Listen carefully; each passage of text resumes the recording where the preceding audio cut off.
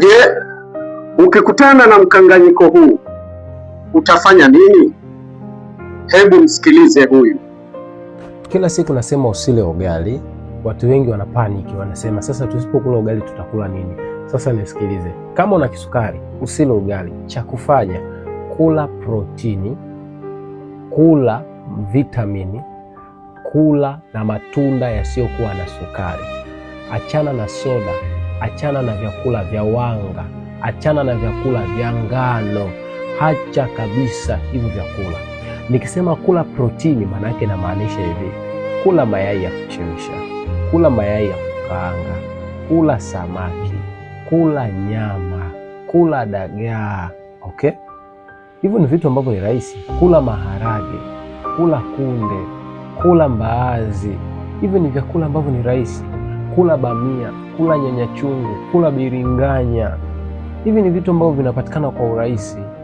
Jitahidi kula vyakula hivyo. Kama hauwezi, hebu jaribu kwa mwezi mmoja, alafu uone sukari yako itakavyoshuka.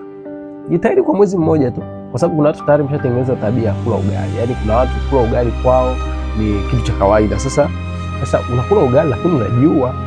Kweli unaridhisha nafsi yako, lakini ndio unakufa hivyo taratibu.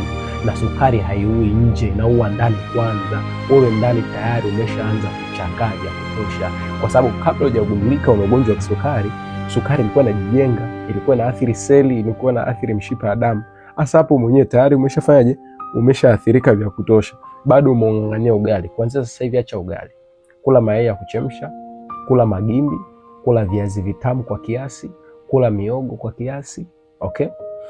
Kula mayai ya kukaanga hayo, kula samaki, kula dagaa, kula nyama, kula mboga za majani, kula matunda yasiyokuwa na sukari kama vile parachichi. Okay? Kula matango, kula yale matunda ambayo hayana kiwango kikubwa cha glycemic index. Jitahidi, alafu utaona sukari yako imeanza kushuka. Sukari yako imeanza kushuka, kwa sababu usipozingatia mambo ya msingi, sukari itakuumiza. Sukari itakuangamiza. Sukari inaangamiza watu kila siku. Kila siku idadi ya watu wa figo inaongezeka. Kila siku wagonjwa wa figo wanaongezeka, wanaofanyiwa dialysis, wanaopandikiziwa figo, kila siku wanaongezeka. Kila siku idadi ya wanaume wenye nguvu za kiume inazidi, idadi ya wanaume wasiokuwa na nguvu za kiume inazidi kuongezeka. Kila siku wanawake ambao wanakosa ujauzito, idadi inazidi kuongezeka. Sasa usipozingatia mambo ya msingi, sukari itakuletea matokeo mabaya, na imeshaletea watu wengi. Usikubali kuwa wewe, na kama ni wewe, chukua tu hatua. Haya, msikilize na huyo. Wali unageuka kuwa sukari ndani ya mfumo wako wa damu. Pasta inageuka kuwa sukari ndani ya mfumo wako wa damu. Chapati zinageuka kuwa sukari ndani ya mfumo wako wa damu, na hata mkate pia unageuka kuwa sukari ndani ya mfumo wako wa damu. Swali ni je, unapaswa kuviacha? Hili ni swali ambalo watu wengi wamekuwa wakijiuliza, hasa wale ambao wanapitia changamoto ya kisukari type 2. Sasa sikiliza kwa makini hii video, kwa sababu ndio ina ukweli zaidi juu ya hili jambo. Hauna haja ya kuacha kula chapati, huna haja ya kuacha kula mkate wala wali. Haupaswi kabisa kuviacha, kwa sababu katika changamoto ya kisukari, chakula kimoja sicho kinachopelekea mtu akapitia changamoto ya kisukari, bali mjumuiko wa vyakula vingi kwa kiasi kikubwa zaidi ndicho moja kwa moja kinachopelekea mtu akapitia changamoto ya kisukari. Vitu vitatu vikubwa vya kuvizingatia hapa ili kuhakikisha hata ukila wali haukudhuru au mkate ama hivyo vyakula vingine. Jambo la kwanza, zingatia kiasi. Watu wengi wanahisi ya kwamba anapokula sahani ya wali peke yake inaweza ikamfanya akawa salama kama utakuwa unakula hicho chakula ambacho ni sahihi, lakini kama utakuwa unakula kwa kiasi kikubwa, maana kiwango cha sukari kitaendelea kupanda. Kwa hiyo hata kama unakula wali, kula wali kidogo sana.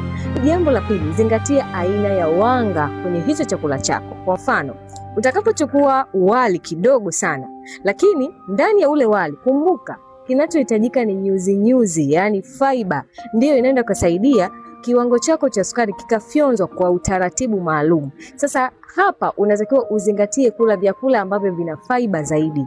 Hiyo ndio ambayo itaenda kusaidia kiwango chako cha sukari kiwe balanced. Lakini jambo la tatu na la mwisho, chakula chako kinachanganywa na nini? Yawezekana umkula wali, lakini je, ule wali unaula na nini?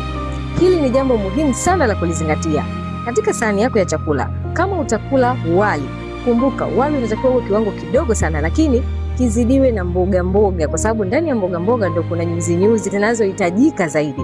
Kwa hiyo hakikisha hauli wali peke yake, unakula mchanganyiko ambao ni salama zaidi kwa afya yako. Bila shaka hii video imekusaidia. Kwa hiyo hakikisha unashare ujumbe huu kwa watu wengi zaidi, ili na wao wasiogope kula hivi vyakula, kwa sababu bado vinahitajika ndani ya miili yao ili kuhakikisha wanapata glucose itakayosaidia kama nishati.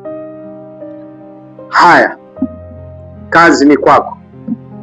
Niandikie kwenye comments umetoka na picha gani kati ya mvutano huu, kati ya contradiction hii ya wale wanaosema kwamba ikiwa una hofu ya kisukari, yaani tayari we ni mhanga wa kisukari au una dalili za kisukari, basi vitu vyote ambavyo vina sukari, vinaongeza sukari mwilini, achana navyo kabisa. Na video hii ambayo umeisikiliza mwisho, yepi maamuzi yako? Niwekee maoni yako kwenye comment section. Share video hii kwa watu wengi ili wapate elimu hii. Afya yako mtaji wako. Ubarikiwe sana.